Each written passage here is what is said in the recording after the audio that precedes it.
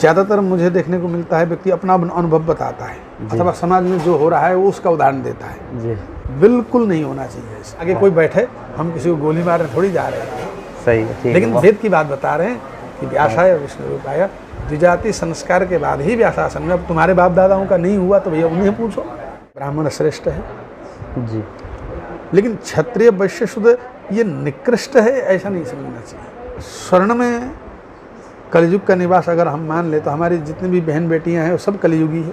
प्रसिद्ध श्लोक हैं जो आपके जो शिष्य लोग हैं वो लोग भी बहुत सारे गाते हैं, देश विदेश में भी कथा करने जाते हैं, तो वो हम उस आपके मुख से एक बार पुनः सुनना चाहते हैं। यस्यास्ते ड्राट ड्राट वो वाला श्लोक हम सुनना चाहते हैं। हाँ, सुनना तो चाहते हैं हम सब, एक बार गुरुजी के मुख से हो जाए।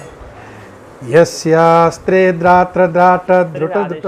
नमस्कार, आप सबको स्वागत है बीबीएस भक्ति के इस प्रोडकास्ट में। और यह प्रोडकास्ट श्रीधाम वृंदावन से बहुत महत्वपूर्ण भी है। यहाँ पर आपको बहुत कुछ सीखने को मिलेगा और बहुत कुछ जानने को। तो आइए हम देरी न करते हुए हम ऐसे महान व्यक्तित्व को हम इस प्रोडकास्ट में स्वागत करने जा रहे हैं जिनकी वजह से श्रीधाम वृंदावन में देश विदेश से आकर बहुत सारे बालक और वयस्क लोग भी आकर यहाँ पर विद्याध्ययन करते, श्री भागवती ज्ञान लेते हैं। और आज देश विदेश में और भारत के कोने कोने में कथा के माध्यम से अनेकों भक्तों के हृदय में भगवत भक्ति का प्रज्वलन कर रहे हैं, भगवत भक्ति बढ़ा रहे हैं। और ऐसे गुरुदेव जिनकी वजह से यार बहुत सारे की जीवन सार्थक बन गई, आध्यात्मिक की ओर झुकाव में जा रहा है। और ऐसे गुरुदेव से हम वार्तालाप करने जा रहे हैं। इतनी क्षमता तो मेरे पास नहीं है कि हम उन्हें स्वागत करें, लेकिन पुनः फिर भी हम बहुत दमखम रखते हुए गुरुदेव से आज्ञा लेते हुए गुरुदेव को स्वागत करना चाहते हैं। गुरुदेव स्वागतम स्वागतम स्वागतम। सीताराम, राधे श्याम, राधे श्याम। तो सर्वप्रथम तो हम गुरुदेव से एक प्रश्न रूपी पुष्प अर्पण करना चाहते हैं। गुरुदेव, हम समाज में सुनते हैं और ग्रंथों में पाया जाता है कि अंते नारायण स्मृति है, और अंत समय में भगवत यदि नाम आता है तो उसका मोक्ष गति निश्चित है। तो जो कोई एक व्यक्ति होता है जो जीवन पर्यंत भगवत भक्ति न करे, भगवान नाम न गाए, और अंत समय में भगवत यदि नाम स्मरण करता है, क्या उसका मुक्ति निश्चय है? और जो एक व्यक्ति जो हर समय भगवान नाम लेता है और अंत समय में नहीं ले पाता, क्या उसका मुक्ति निश्चय नहीं है? इसका भागवत क्या कहता है, इसमें उत्तर हम गुरुजनों का कर्तव्य है, शास्त्रों में वेदों में जो जिसका प्रमाण हो उन्हीं कथाओं को हमें प्रमाण के तौर पर लेना भी चाहिए और बताना भी चाहिए जी। जैसा कि आपने प्रश्न किया कि जीवन भर पाप किया हो, अंत में नारायण का नाम लेकर क्या वो तर सकता है? भागवत जी में इसी परीक्षित के प्रश्न के अनुसार उत्तर देते हुए अजामिल की कथा सुनाई गई जी। और अजाम मायाम मिलती यस अजामिला, अजामिल अजन्मानम परमात्मानम मिलती, जो अजन्मा परमात्मा से मिलने ही वाला था। मान लो परमात्मा तक पहुंचने के लिए हमें 100 सीढ़ी पार करनी है, 99 सीढ़ी अजामिल चढ़ चुका था। लेकिन वो कहते हैं ना अनलक्की जो खिलाड़ी हो प्लेयर होता है वो 99 में आउट हो जाता है। बिल्कुल।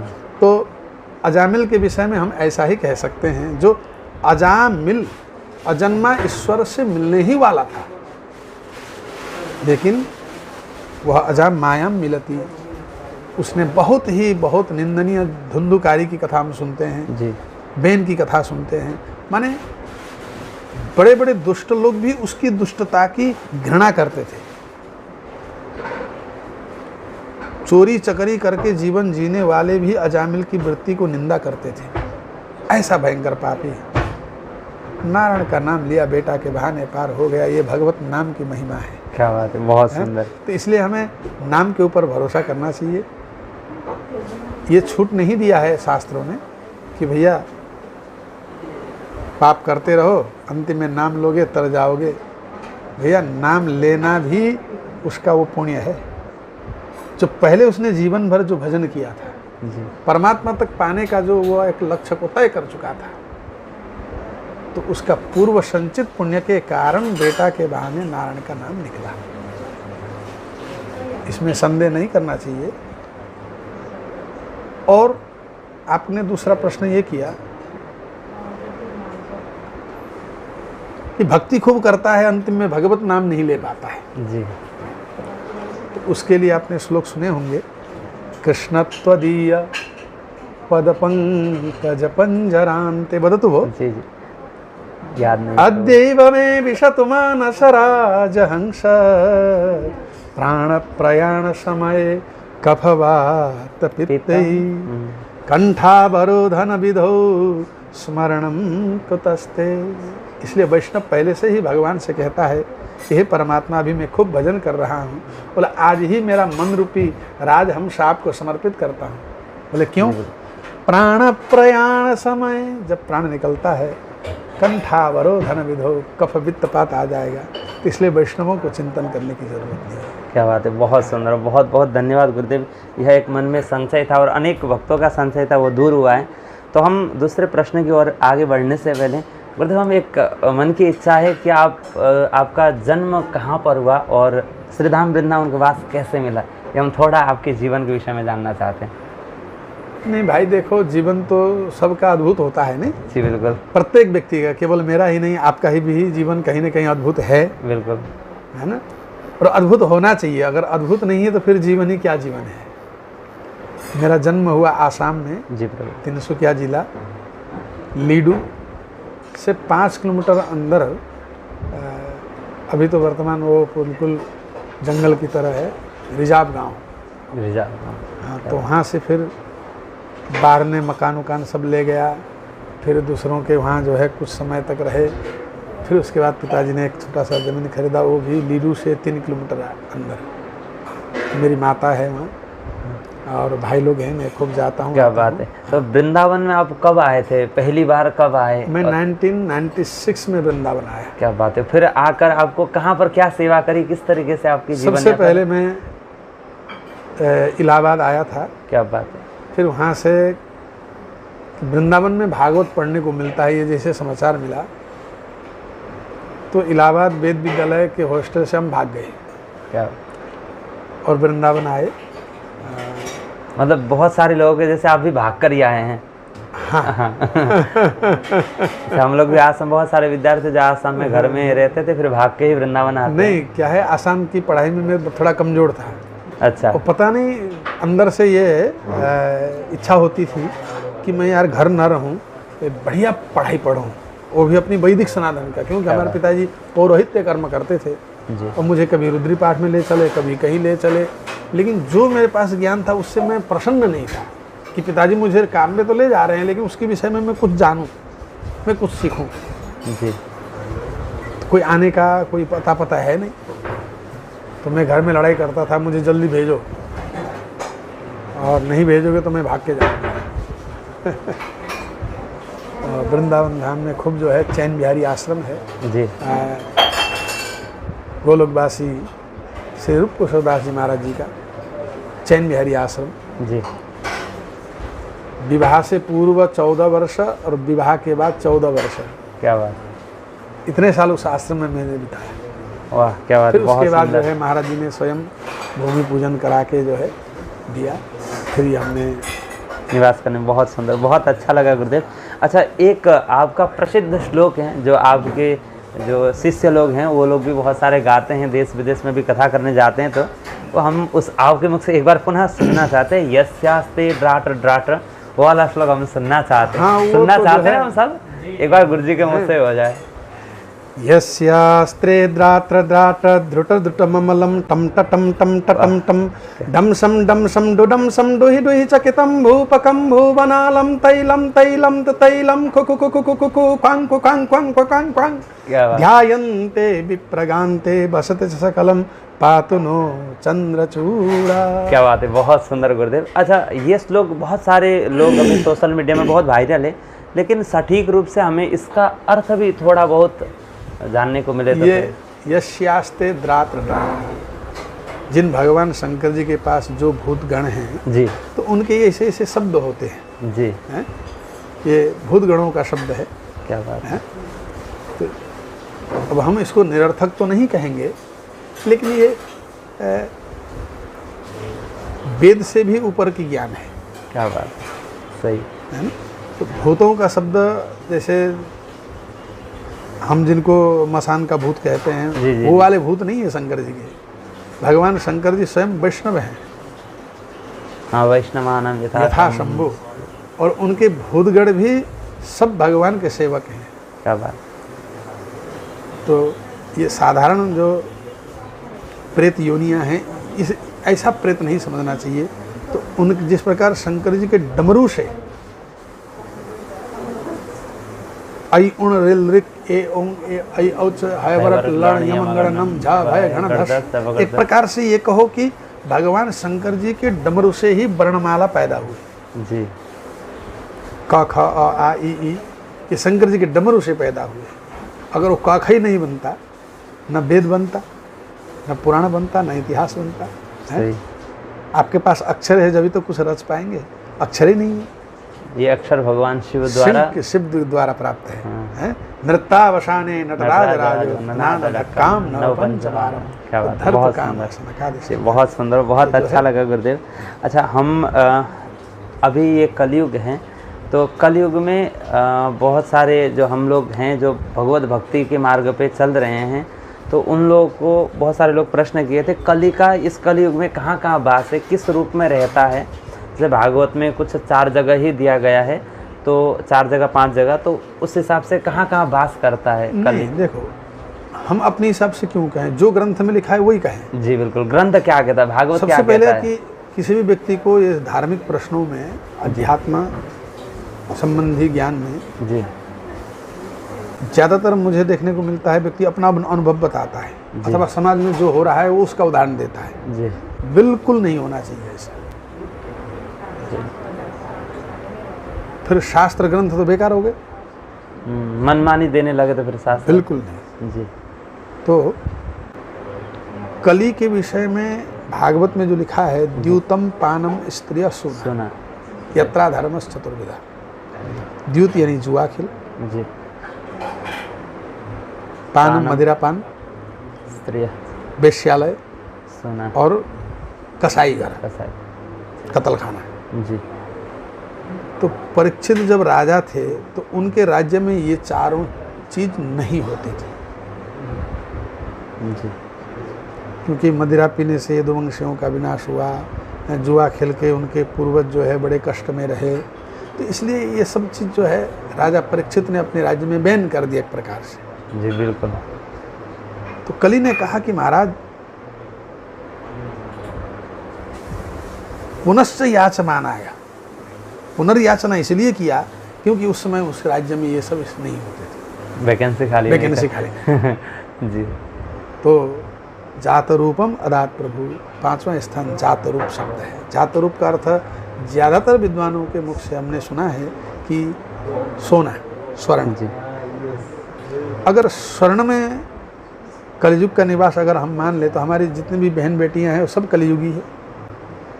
व्यास जी स्वयं कलयुगी हो जाएगा, सोने का अंगूठी, और ठाकुर जी स्वयं जो है कलयुगी हो जाएंगे, क्योंकि सोने के जो है आभूषण तो धारण करते ही हैं। जी। देखो, अब कोई, मैं नहीं कह रहा हूं कि मेरी बात ये कोई माने न माने, मैं खाली शास्त्र का प्रयोग करके ये कहना चाहता हूं कि स्वर्ण शब्द तो है ही नहीं, जात रूप शब्द है। और देखो, भाष्यकार कहते हैं शब्दानाम अनेकार्था और सर्वे सर्वार्थवाचका शब्दा। तो इसका मतलब ये नहीं कि मनमानी हम किसी भी शब्द का कोई भी अर्थ कर दें, भले ही सभी शब्द सभी अर्थ को समझा सकते हैं, लेकिन फिर भी हमें शास्त्र मर्यादा के अनुरूप ही जो है शब्दों का अर्थ करना चाहिए। तो हमने गुरुजनों से पूछा, गुरुजी ये जात रूप क्या है? तो कहा ये स्वर्ण मुद्रा। तब समय में स्वर्ण मुद्रा, समय सिक्के चलते थे सोने के। ये बात है। अच्छा, अभी के समय में कहो तो नोट, पैसा, संपत्ति। हालांकि व्यक्ति अचल संपत्ति को संपत्ति नहीं मानता है, और नहीं भी मानना चाहिए भाई। मकान में रह रहा है तो उसको संपत्ति में गिनने से कोई फायदा नहीं है। सोना है, जेब में पैसा, बैंक बैलेंस, इसी को ही व्यक्ति ज़्यादातर अपना संपत्ति मानता है। तो संपत्ति, कौन सी संपत्ति में कली का वास और संपत्ति में भी जो अधर्म पूर्वक, क्योंकि कलियुग का उत्पन्न ही अधर्म से है, अधर्म प्रभवक कली, अधर्म का बेटा है कलियुग। तो अधर्म पूर्वक कमाया हुआ धन में कलियुग जन्म लेता है, यानी प्रवेश करता है। क्या बात है, जो धर्म पूर्वक आचरण से कमाया गया संपत्ति में कली का वास नहीं होता है। इसका एक उदाहरण है जी। 2 लोग डाका डालने गए, एक कहीं पूरी रात डाका डाल के ट्रक में सामान भर के जा रहे थे जी। जंगल का रास्ता, दोनों सगे भाई मिल के डाका डालते हैं। क्या बात। तो पूरी रात भूखा प्यासा, भूख तो सबको लगती है। तो सवेरे सवेरे हुआ जो है, एक जंगल पार कर रहे थे तो दूर में शहर दिखा। तो छोटा कहता है बड़ा बड़ा भूख लग रही है, जंगल में ट्रक मैं देखूंगा।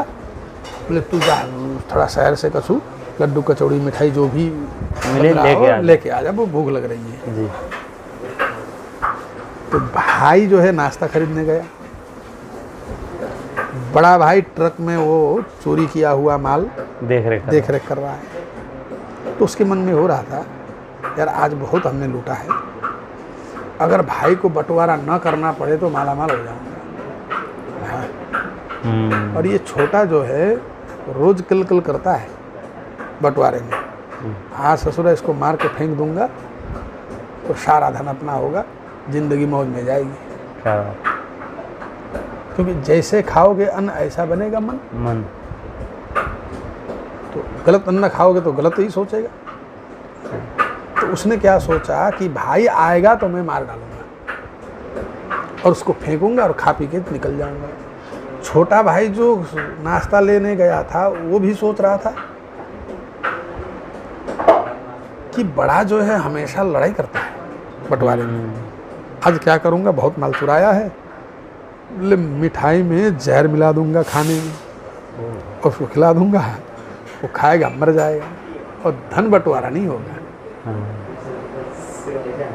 बस उसने चक्कर खाया, मिठाई खरीदा कचौड़ी और उस सब में मिला दिया जहर और लेके गया।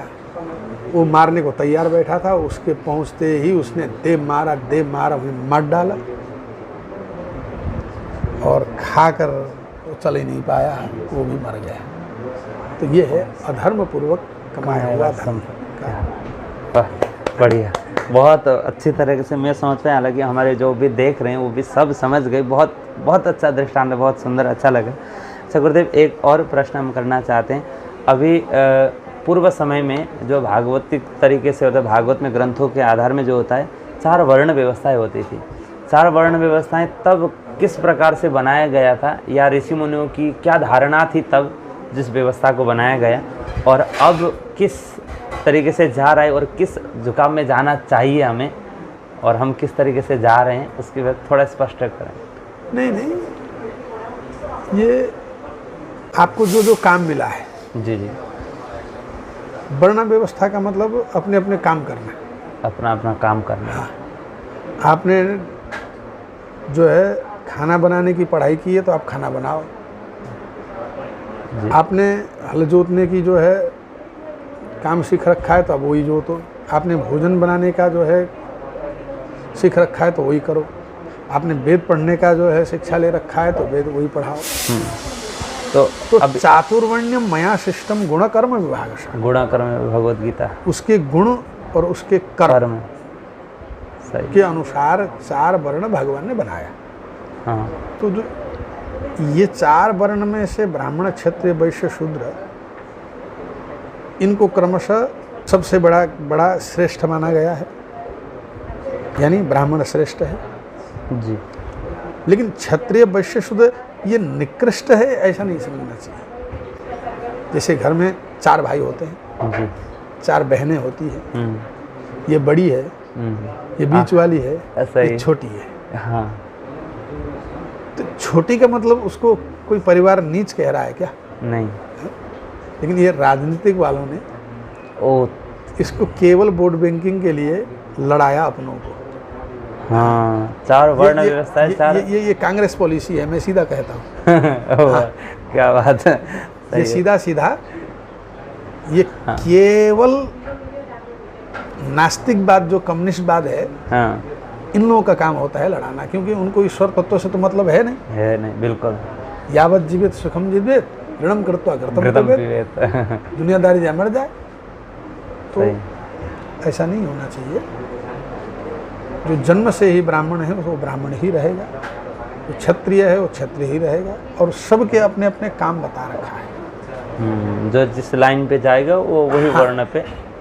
और जो क्षत्रिय होकर विप्रवृत्ति से जीवन जी रहा है तो उसको समाज आज भी जो है ब्राह्मण रूप में स्वीकारा है। बिल्कुल। अभी आज्ञा देती है। 2-4 दिन पहले की बात आपसे भी, शायद नेपाल में पशुपतिनाथ में कोटि होम हुआ था, वहाँ ठीक है।